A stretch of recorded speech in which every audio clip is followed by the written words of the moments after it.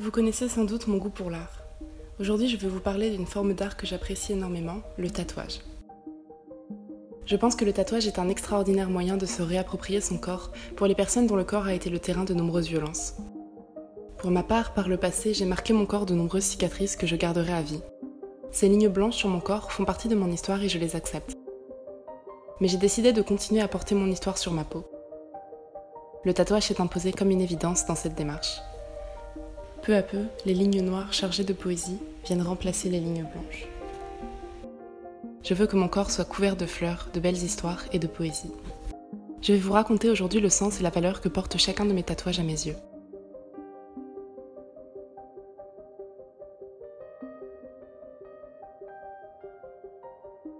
La nature tout d'abord.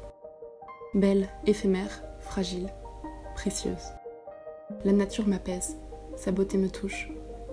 Le beau m'aide à apprécier la vie. Je me moque de l'originalité, je veux simplement couvrir mon corps de fleurs, comme un hommage. Les fleurs et le printemps sont des symboles de vie, de renaissance, de cycle. À chaque tatouage floral, comme une nouvelle floraison. La première, une pivoine sur ma hanche. Premier tatouage, premier envol. J'ai alors 19 ans. Je quitte ma ville, mon pays, mes amis. Je décolle pour un mois en Amérique, à Montréal, juste avant de déménager en Suède, pour mon premier grand voyage solitaire. Partir seul, pour se redécouvrir soi-même. Premier saut dans l'inconnu, première floraison. Après l'ombre et l'hiver, la lumière et la vie. Le deuxième est une feuille d'érable, à peine un mois après. J'ai sillonné les routes de Gaspésie avec des backpackeuses, rencontrées quelques jours avant. J'ai exploré les forêts, les montagnes. Je suis tombée amoureuse de cette région, de ce pays. Je me sens plus vivante que jamais. Printemps 2017, les 150 ans du Canada. Période de fête et de joie. Cette feuille d'érable symbolisant aux yeux du pays cet événement. Et à mes yeux, le croisement entre un de mes pays préférés au monde et une des plus belles années de ma vie. La troisième, une composition florale. Automne 2017, Saint-Pétersbourg. Je découvre le monde. Moi qui pensais plus jeune que je n'atteindrais jamais les 18 ans, me voici pour mes 20 ans à explorer le monde, heureuse. Pour fêter mes 20 ans, un bouquet de fleurs immuables, éternelles. La quatrième, une minuscule petite rose. Mai 2019. 2 ans avec mon premier amour et de retour ensemble à Stockholm, ma ville préférée avec Montréal.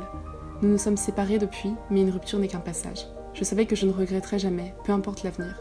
La vie n'est pas rectiligne et immuable, mais les expériences passées font de nous ce que nous sommes aujourd'hui. La cinquième, une petite branche de feuilles et de fleurs. Mal cicatrisée, je devrais la refaire. Fragile, à l'image de cette période.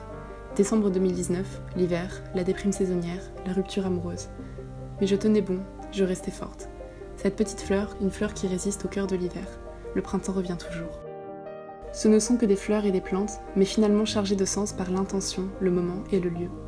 Quand je fais un tatouage, c'est rarement explicite, mais j'ancre dans ma peau une émotion, un souvenir, un passage de ma vie que je ne veux pas oublier. Ensuite viennent les autres symboles, plus figuratifs, plus transparents. La madriade, la nymphe des forêts. Elle est sur mon bras gauche. Il s'agit d'un arbre et d'une femme dont les âmes sont reliées. Si l'arbre tombe, la nymphe meurt. Ce symbole est ma manière de lutter contre le trouble de déréalisation dont je souffre depuis mes 10 ans. Mon passé m'échappe sans cesse. J'oublie ma propre vie par moments. Alors je me souviens que même si mes racines sont sombres, écorchées et noueuses, elles n'en sont pas moins le socle qui m'a permis de m'élever vers le haut. Je puise en elles ma force et mon ancrage. C'est l'origine de mon pseudo, Amadria. Le deuxième, réalisé la même semaine, tel un diptyque, représente une femme lunaire. Bras où j'ai porté l'implant contraceptif qui m'a privé de mon cycle menstruel pendant plus de 3 ans. La lune comme symbole cyclique. Mon cycle menstruel est un combat chaque mois, mais j'accepte ce combat. Je veux faire la paix avec mon corps, avec mon cycle, trouver l'harmonie, même si cela prend des années, plutôt que de l'effacer et tenter de l'oublier.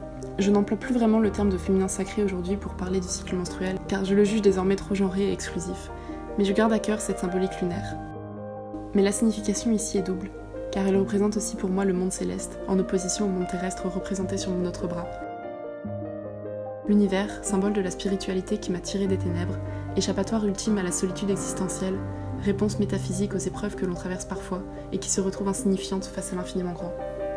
L'ancrage du passé à gauche et l'échappatoire infini que sont l'avenir et ses mystères à droite. Le troisième, un visage qui pleure, coupé en deux. Symbolique à première vue assez sombre et triste, sur ma jambe droite, pour garder cette symbolique céleste du même côté de mon corps.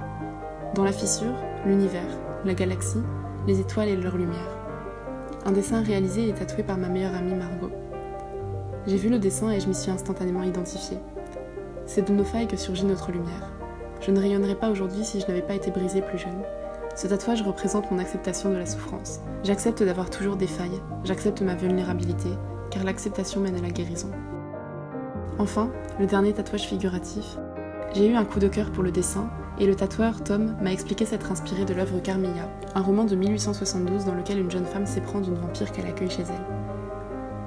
J'ai récemment lu cette œuvre que j'ai vraiment adorée, et le fait d'y voir désormais une référence littéraire, qui plus est fantastique et du 19e siècle, me plaît beaucoup. Mais à l'origine, je ne connaissais pas cette œuvre, et c'est le dessin de Tom qui m'a conquise par la beauté et la pureté de la passion qui s'en dégage. J'y ai vu un symbole d'amour et de passion. Et quoi de mieux qu'un symbole d'amour pour recouvrir les traces passées de ma haine de moi-même ? Voici donc les petits bouts de vie qui se cachent derrière chacun de mes 9 premiers tatouages. J'en ai déjà fait un 10e depuis, mais je vous le montrerai plus tard car il fait partie d'un nouveau chapitre de ma vie à peine commencée. Je vais bientôt à nouveau quitter ma ville et mon pays, déménager en Belgique. Je suis retombée amoureuse et je viens d'achever mes 5 ans d'études. C'est une période de transition pour moi. C'est comme un chapitre de ma vie qui se ferme et un nouveau qui débute. Mais chapitre après chapitre, je vais continuer d'écrire mon histoire sur ma peau à travers des œuvres d'artistes que j'admire et que j'estime. J'espère de tout cœur que cette démarche de guérison pourra vous inspirer.